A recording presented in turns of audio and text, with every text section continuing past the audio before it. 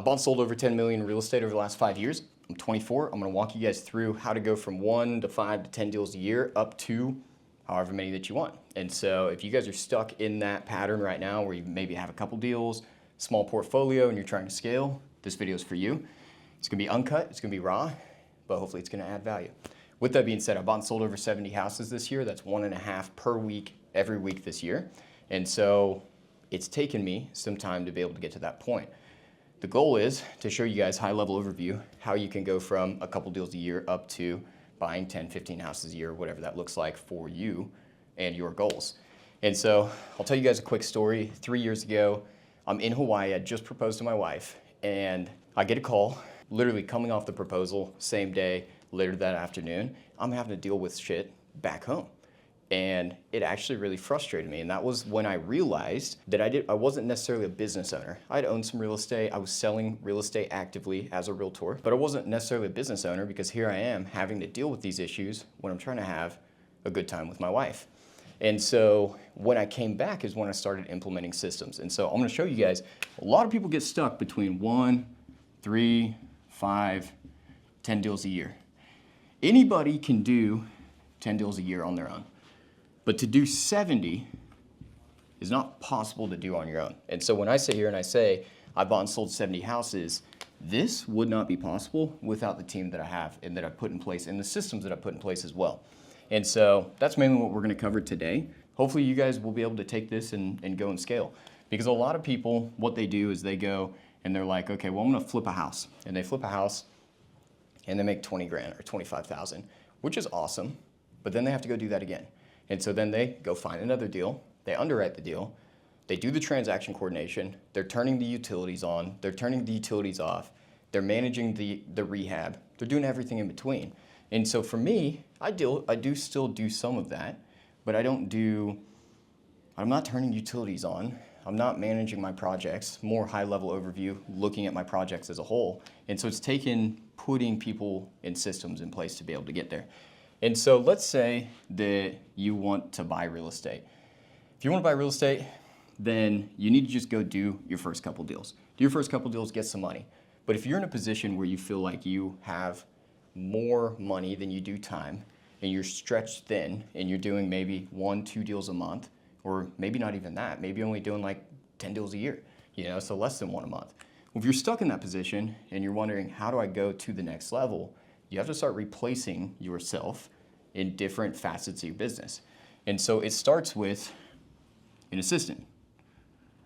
This assistant can be a virtual assistant, it can be a physical assistant. For me, I've got virtual assistants, however you spell that. I didn't go to college, y'all. And then I've also got in-house assistants that are here locally that handle a lot of different tasks. And so I'll break it down. When I got to the point where I was like, okay, I'm doing everything, I'm wearing every hat in my business, it's time to delegate.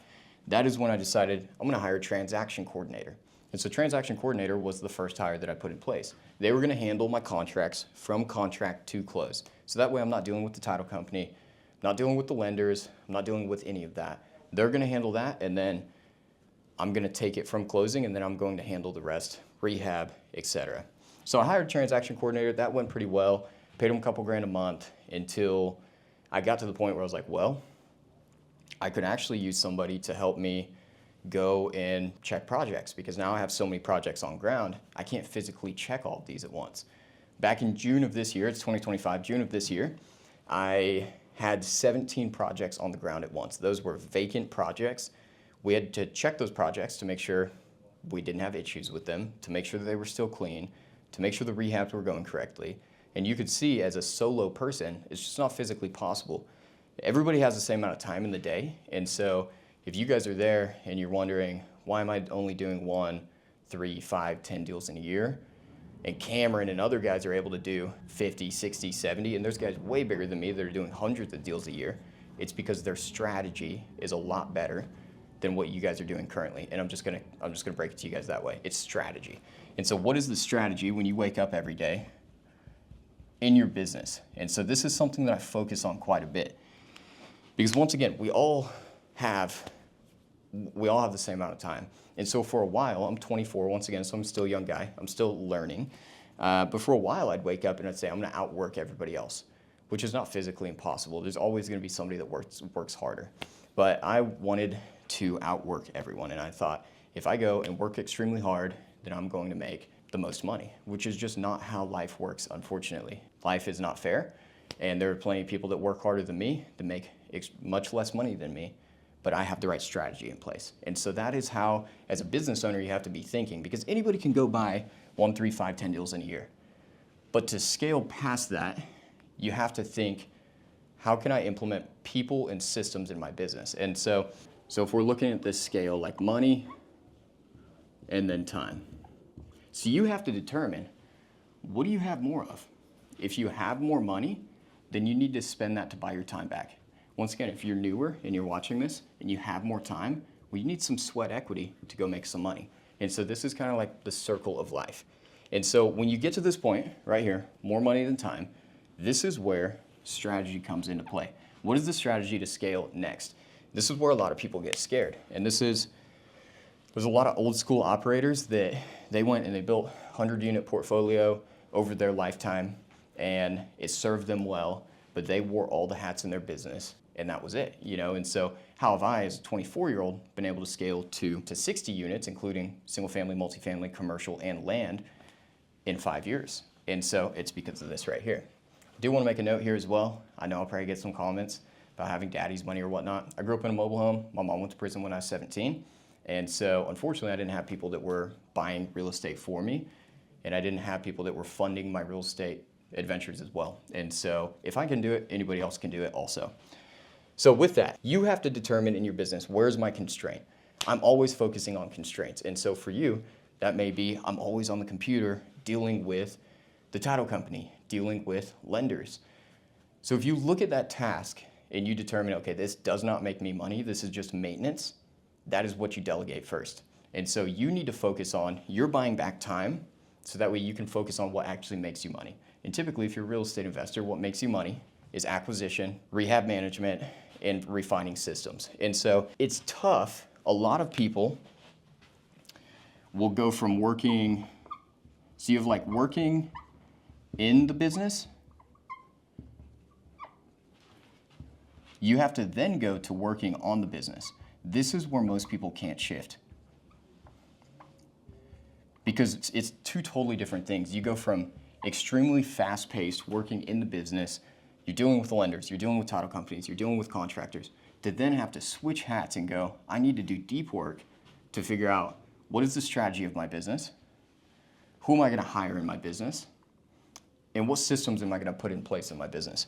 This is where most people get stuck, once again, working in the business. And so right now, if you're at this 1, 3, 5, 10 deals a year, maybe even 15 deals a year, and you're like, I don't know how I could do more, you have to switch from working in the business to working on the business. And so what does that look like? That looks like sitting down and taking time to strategize. And so my strategy is, first, we're gonna delegate what doesn't make us money.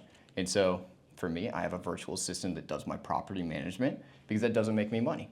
I've already leased those properties. Now I'm just maintaining them. So I need somebody to manage that piece. I have somebody that takes my phone calls. My in-house assistant takes my phone calls. Why? Because I don't run a reactive business. I don't let people just call me whenever they want to call me. Phone calls suck up a lot of time. And so it took me a while to get to that point of like, well, I don't owe anybody to answer my phone. No offense, I don't. This is my time to work. This is my time to make money. It's my time for my family.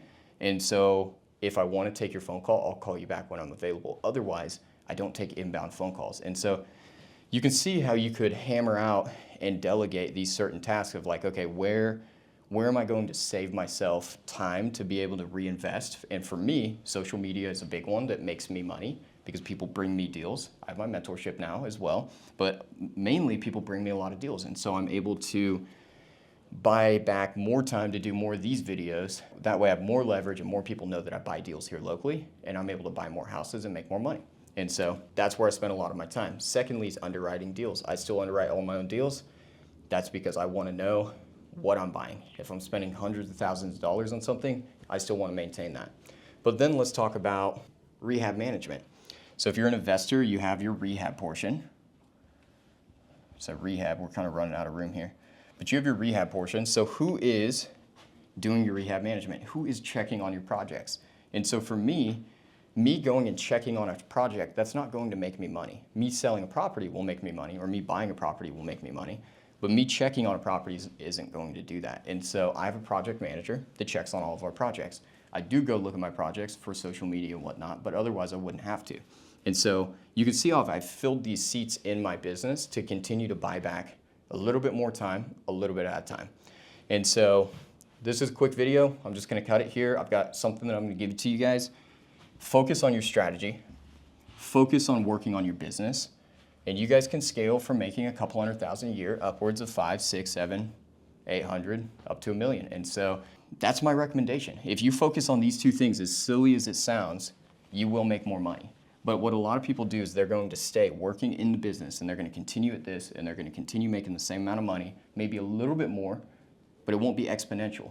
For me to have jumped from selling 9 million in real estate to then 15 million to then my team does 30 million in 3 years, you have to focus on working on the business and strategy. Same thing, for me to have jumped from buying a couple deals a year to 15 deals a year to 70 deals a year, I have to focus on working on the business and the strategy piece.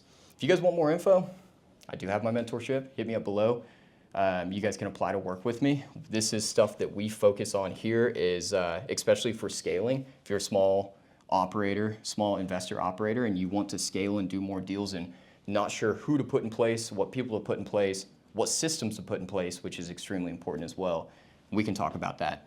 Otherwise, if y'all want a free sheet outlining this a little bit more in depth, hit me up on Instagram. I'll send it to y'all. I put it together a short sheet for you guys.